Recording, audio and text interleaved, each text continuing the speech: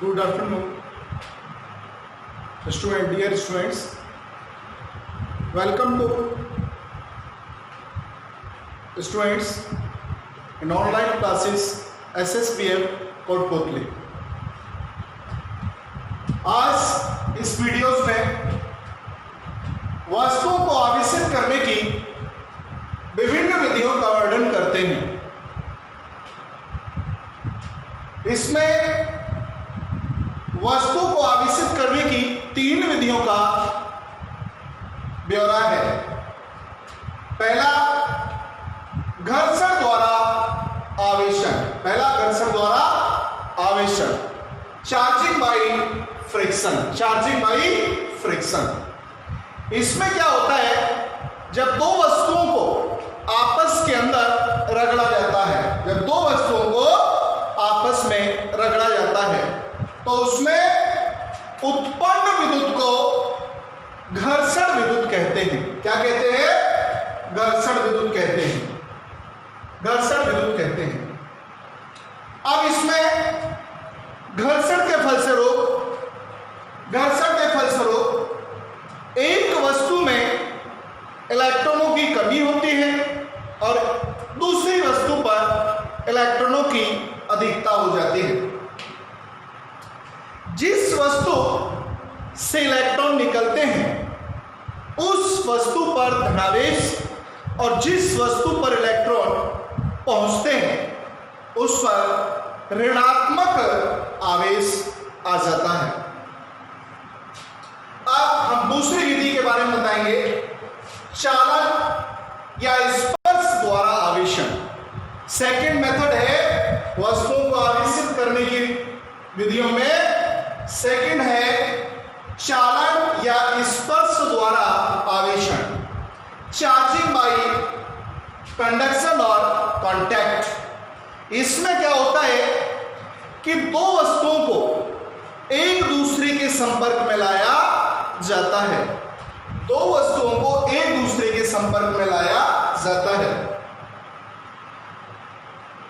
संपर्क में स्थित दो वस्तुओं में एक वस्तु से दूसरी वस्तु को सीधे आवेश का स्थानांतरण ही क्या कहलाता है? आवेश संपर्क द्वारा आवेशन कहलाता है। यानी कि यहां देखिए, हमने क्या किया, कोई अनावेशित चालक गोला लिया हुआ है जिसे कुचालक स्टैंड पर रखा हुआ है, और दूसरा एक आवेशित चालक गोला ले लिया है, उसी भी स्टैंड पर रखा हुआ है।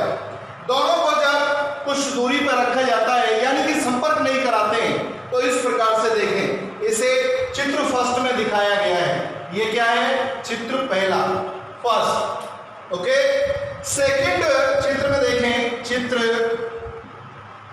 बी में देखें, इन दोनों गोलों को, आवेशित और अनावेशित गोले, दोनों को एक दूसरे के संपर्क में लाया गया तो दोनों पर आवेश इस तरीके से वितरित हुआ। फिर जब इन दोनों को थोड़ा अलग अलग भी रख दिया जाता है, इस चित्र सी में जब इन दोनों को अलग अलग भी रख दिया जाता है तब भी इस प्रकार से आवेश इन पर वितरित होता है। तो ये तो रही आपकी चालन या स्पर्श द्वारा आवेशन। अब नंबर 3 विधि आती है प्रेरण द्वारा आवेशन। ये आपका इंपॉर्टेंट है, थोड़ा एग्जाम पॉइंट ऑफ व्यू के हिसाब से इंपॉर्टेंट है। तो देखो, चार्जिंग बाय इंडक्शन, ये एक ऐसी प्रक्रिया होती है जिसमें एक आवेशित वस्तु को अनावेशित वस्तु के संपर्क में नहीं लाएंगे, ऐसे दूर दूर रखेंगे, सही है? संपर्क में लाए बिना दूसरी वस्तु पर विपरीत प्रकृति का आवेश आ जाए। मान लीजिए एक वस्तु अनावेशित है और दूसरी वस्तु आवेशित है, मान लीजिए धनावेशित है, सही है, और अनावेशित वस्तु के संपर्क में लाते हैं तो दूसरी पर चार्ज आएगा नेगेटिव, और मान लीजिए हमारी आवेशित वस्तु है ऋणात्मक, ऋणावेशित है, तो दूसरी वस्तु पर क्या आएगा, अनावेशित वाली पर जो चार्ज है वो आएगा नेगेटिव। क्या चार्ज आएगा, नेगेटिव। यही बात मैंने इसमें लिखी हुई है कि वह प्रक्रिया जिसके अंतर्गत एक आवेशित वस्तु द्वारा अनावेशित वस्तु पर स्पर्श किए बिना विपरीत आवेश उत्पन्न कर दिया जाता है, प्रेरण द्वारा आवेशन कहलाता है। इसके उदाहरण इस प्रकार से हैं, देख सकते हैं आप।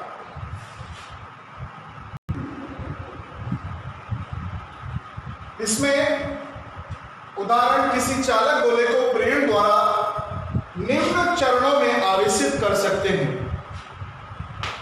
देखो भाई, पहले चित्र में किसी चालक अनावेशित गोले को कुचालक स्टैंड पर रखा गया है। दूसरे चित्र में बेटा, जब इस गोले के समीप आवेशित वस्तु को लाया जाता है, इससे संपर्क नहीं कराते, इसके समीप लाते हैं, तब देखा गया कि चालक गोले के पी भाग पर विपरीत प्रकृति का आवेश ऋणात्मक उत्पन्न हुआ और इससे क्यू वाले भाग पर देखो धनात्मक प्रकृति का आवेश उत्पन्न हुआ। जब चित्र सी में इस क्यू भाग को पृथ्वी से कनेक्ट किया गया, किससे कनेक्ट किया गया, पृथ्वी से, तो ये जो संपूर्ण चार्ज है क्यू भाग पर जो चार्ज है वो पृथ्वी से आने वाले इलेक्ट्रॉनों से क्या हो जाएगा, निरावेशित हो जाएगा। चित्र डी में जब क्यू भाग को पृथ्वी से डिस्कनेक्ट कर दिया जाता है, तब भी इस पी भाग पर ऋणावेश बना रहता है। चित्र ई में आप देखें, जब इस आवेशित वस्तु को यहां से हटा दिया जाता है, ये इस प्रकार से हटा दिया जाता है, तो ये जो नेगेटिव आवेश है, ये जो ऋणात्मक आवेश है, ये पूरे के पूरे चालक गोले पर एक समान रूप से वितरित हो जाता है, हो जाता है। देखो भाई, यही बात मैंने यहां लिखी हुई है कि भाई चित्र स्मॉल ए में कुचालक स्टैंड पर चालक गोला रख दिया जाता है। चित्र बी में जब चालक गोले के समीप किसी धनावेशित क्षण को ले जाया जाता है, तो चालक के पी भाग पर ऋणावेश तथा क्यू भाग पर धनावेश प्रेरित हो जाता है। चित्र सी में आप देख रहे हैं, चित्र सी में जब चालक गोले को भू संपर्कित किया जाता है, तब पृथ्वी से चालक की ओर इलेक्ट्रॉन प्रवाहित होते हैं और चालक का क्यू भाग उदासीन हो जाता है। ये वाला भाग उदासीन हो गया, ये वाला उदासीन हो जाता है और बद आवेश पी भाग पर ये जो नेगेटिव आवेश है, ये जैसा था वैसा का वैसा, पहले जैसा था उसी प्रकार से यहां रहता है, मौजूद। सही है। इसके बाद चित्र डी में आप देखें कि भाई जब चालक गोले को पृथ्वी से हटा दिया जाता है, तब भी पृथ्वी से डिस्कनेक्ट कर दिया, तब भी इसके इस भाग पर ऋणात्मक मौजूद रहता है। और चित्र ई में देखें, जब आवेशित वस्तु को हटा देते हैं, तब भी ऋणावेश जो है उसके एक समान भाग पर वितरित हो जाता है, जैसा कि इस वाले पॉइंट में दिया गया है। अब आता है आवेश के मात्रक।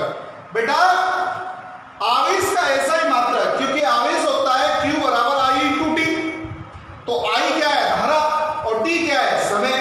तो भाई धारा का क्या होता है, एम्पियर, और समय का क्या होता है, सेकंड अथवा कूलाम।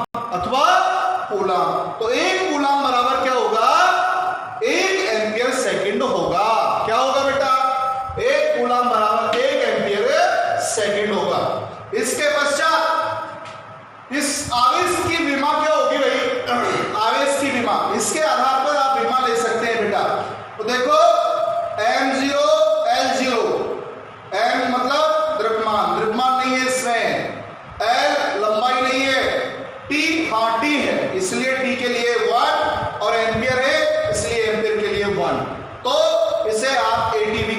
हैं। इसके पश्चात कूलाम जो मात्रक होता है वो आवेश का, कूलाम जो मात्रक होता है वो आवेश का एक बड़ा मात्रक होता है। अन्य मात्रक क्या हो सकते हैं बेटा? अन्य मात्रक क्या हो सकते हैं? 1 माइक्रो कूलाम बराबर 10 की पावर माइनस 6 हो सकता है। 1 नैनो कूलाम बराबर 10 की पावर माइनस 9 कूलाम हो सकता है। 1 पिको कूलाम बराबर 10 की पावर माइनस 12 कूलाम हो सकता है। इसके पश्चात सीजीएस पद्धति में आवेश का मात्रक जो होता है वो स्टेट कूलाम होता है। क्या होता है बेटा? स्टेट कूलाम होता है, या फिर इसको फ्रैंकलिन कहते हैं। क्या कहते हैं बेटा? इसको फ्रैंकलिन कहते हैं।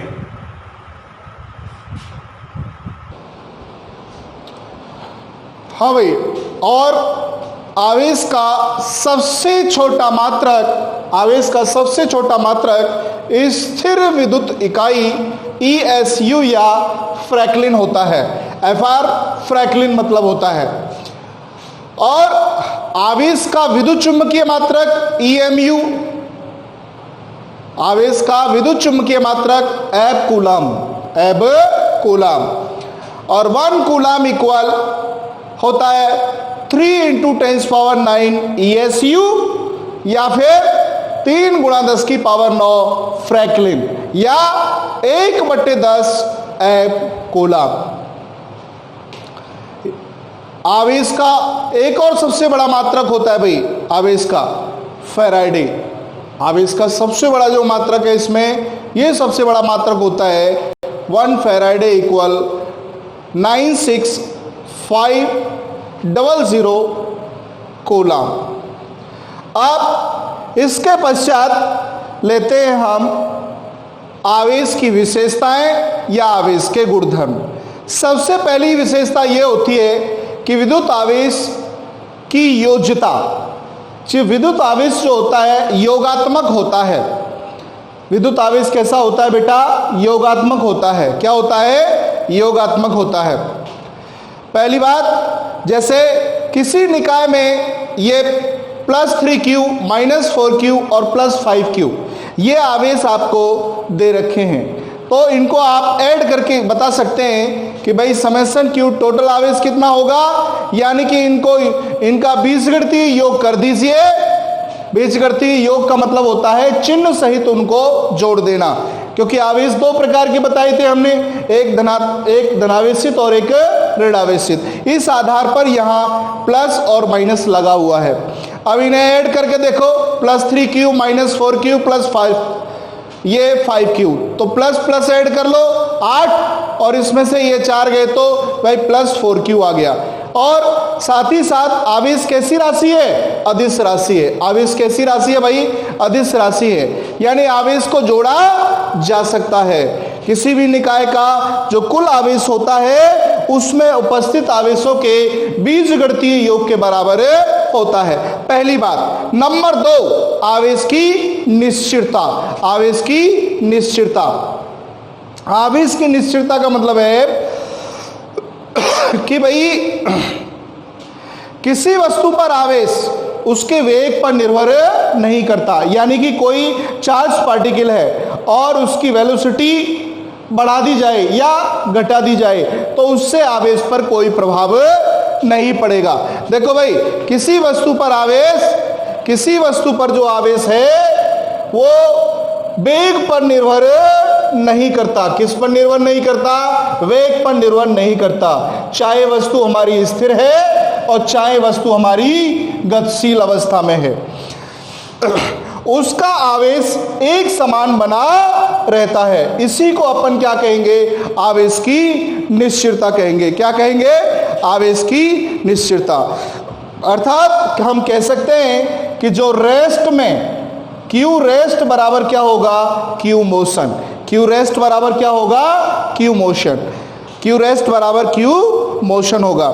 अब इसमें एक विशेष बात ध्यान रखिए, लेकिन एक लगता है विशिष्ट आपेक्षिकता सिद्धांत। विशिष्ट आपेक्षिक सिद्धांत क्या होता है? इसका एक सूत्र दिया जाता है बेटा कि m = m0 बटे under root 1 minus v square upon c square. ये आवेश विशिष्ट आपेक्षिक का सिद्धांत है द्रव्यमान से रिलेटेड। यानी कि m0 क्या है?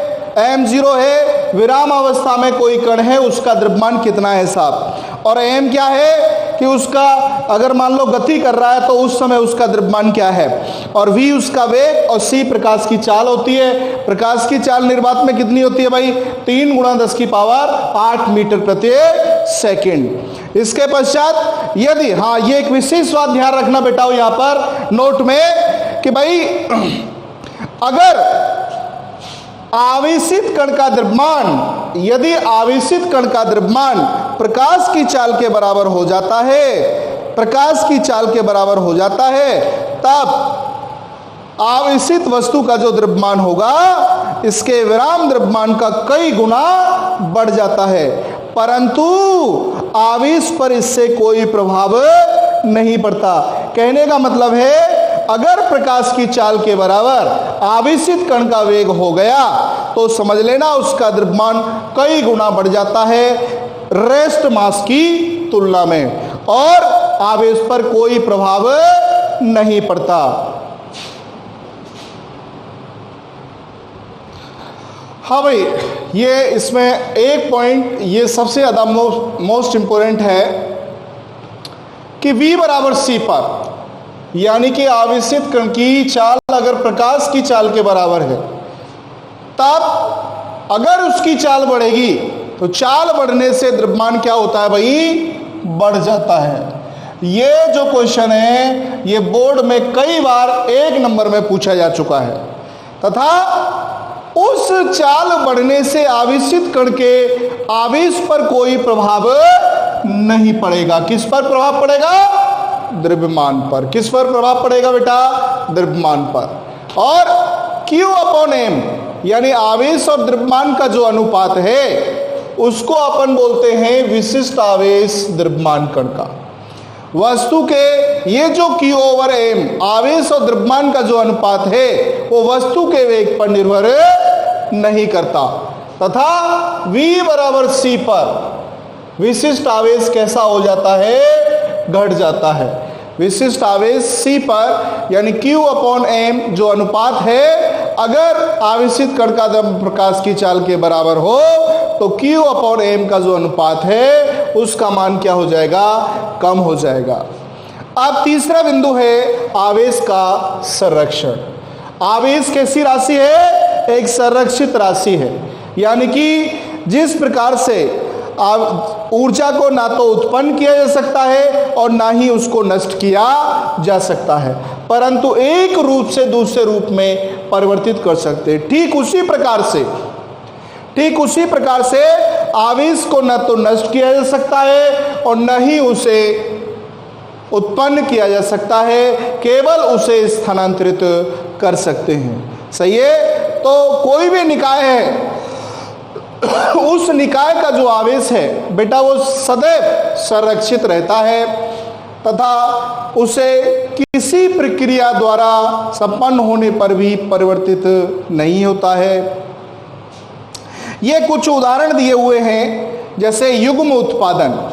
अब यहाँ पर ये जो गामा है ये क्रिया करके 2 भागों में टूट रहा है, पॉजिट्रॉन और इलेक्ट्रॉन। सही है? तो इसको कहेंगे युग्म का उत्पादन। देखो इससे किसका उत्पादन हुआ? युग्म का। ये पॉजिट्रॉन और ये इलेक्ट्रॉन। पॉजिट्रॉन और इलेक्ट्रॉन जो होते हैं वे एक दूसरे के प्रतिकण होते हैं, एंटी पार्टिकल। उसके बाद युग्म विलोपन। अब यहाँ पर एक इलेक्ट्रॉन और एक पॉजिट्रॉन मिलकर क्या बनाएंगे? गामा। तो इस प्रक्रिया को क्या कहा गया? युग्म विलोपन। अब इसमें आगे देखें, 92 यूरेनियम 238 इसके आगे 90 thorium 234 plus alpha particles, alpha कण। अब इसमें जो परमाणु क्रमांक होता है, वो आवेश को दर्शाता है। किसको दर्शाता है? आवेश को। तो देखो इधर 92, तो 92 आवेश के रूप में हमने इलेक्ट्रॉन ले लिए। इसमें थोरियम है तो इधर 90 ले लिए, प्लस हीलियम के लिए यहाँ कितना है? 2 है तो ये ले लिए। तो कितना हो गया 90 प्लस 2 इलेक्ट्रॉन कितने हो गए 92। तो बिफोर प्रोसेस, क्रिया से पूर्व 92, क्रिया के बाद 92, यानी कैसा रहा, नियत रहा। सही है। इसमें देखें बेटा नंबर 4 में 7 नाइट्रोजन 14 प्लस 2He4 हीलियम, ये मिलकर क्या बनाएगा 9 फ्लोरीन 18 और 8 ऑक्सीजन 17 प्लस 1H1। ओके, यहाँ एक 1H1 को प्रोटॉन भी नाम दिया जाता है क्योंकि हाइड्रोजन के 3 समस्थानिक होते हैं, प्राइटेरियम, ड्यूटेरियम और ट्राइटेरियम। प्राइटेरियम, ड्यूटेरियम और ट्राइटेरियम, 1H1, 1H2 और 1H3। प्राइटेरियम, ड्यूटेरियम और ट्राइटेरियम 3 समस्थानिक होते हैं। देखो भाई इसमें देखें किस इसके कितने 7 इलेक्ट्रॉन, इसमें कितने 2 इलेक्ट्रॉन, मिलकर के क्या आ गए 9 इलेक्ट्रॉन, और इसमें कितना है 9 इलेक्ट्रॉन, तो बराबर हो गए। तो इस आधार पर कह दिया कि भाई आवेश एक संरक्षित राशि होती है। फिर अगला बिंदु आता है, ये दोनों पॉइंट इंपॉर्टेंट है आपके एग्जाम के हिसाब से, पूछा जाता है इनमें से कि भाई आवेश एक संरक्षित राशि है, समझाइए, एक उदाहरण दीजिए, इसमें से एक उदाहरण आपको दे देना है। इसके बाद आवेश का क्वांटीकरण, आवेश का क्वांटीकरण, आवेश कैसी राशि है, अदिश राशि है। क्वांटीकरण, क्वांटाइजेशन का मतलब क्या होता है बेटा, क्वांटाइजेशन का मतलब होता है कि इलेक्ट्रॉन के आवेश का पूर्ण गुणज होना, यानी कि इलेक्ट्रॉन के आवेश का पूर्ण गुणज, यानी इलेक्ट्रॉन का आवेश कितना है, एक इलेक्ट्रॉन पर आवेश कितना होता है 1.6 गुणा 10 की घात माइनस के 19 कूलाम होता है। ठीक है, ये होता है। तो इसके लिए हमने एक फॉर्मूला दिया हुआ है भाई, Q बराबर प्लस माइनस Ne, तो N बराबर 1 2 3 4 एंड सो ऑन, यानी कि आवेश का जो इलेक्ट्रॉन के आवेश का जो मान है वो सदैव पूर्ण गुणज के रूप में होगा। पूर्ण गुणज का रूप का मतलब है या तो 1 इलेक्ट्रॉन या 2 इलेक्ट्रॉन या 3 इलेक्ट्रॉन, सही है, या 4 इलेक्ट्रॉन। कभी भी इस प्रकार से नहीं पाया जाएगा कि 1/2, 4/5, 7/9, इस प्रकार से कभी भी भिन्नों में नहीं पाया जाएगा। और इसी को अपन क्या बोलते हैं, आवेश का क्वांटीकरण, यानी कि इलेक्ट्रॉन के आवेश का पूर्ण गुणज होना ही क्या कहलाता है, इलेक्ट्रॉन के आवेश का पूर्ण गुणज होना क्या कहलाता है, क्वांटीकरण कहलाता है, यानी कि Q बराबर प्लस माइनस Ne। इससे कुछ न्यूमेरिकल सॉल्व होते हैं। साथ ही ये दोनों पॉइंट जो हैं आपके एग्जाम के हिसाब से एक एक नंबर में कभी पूछे जाते हैं। आज के वीडियोस में इतना ही, और कल हम डिस्कस करेंगे कूलाम का नियम, कूलाम के नियम का सदिश निरूपण। ठीक है बेटा, तो कल के वीडियोस में आप लोग तैयारी करके थोड़ा सा बुक्स वगैरह से थोड़ा तैयारी करना और देखना। ओके, ये है। थैंक्स।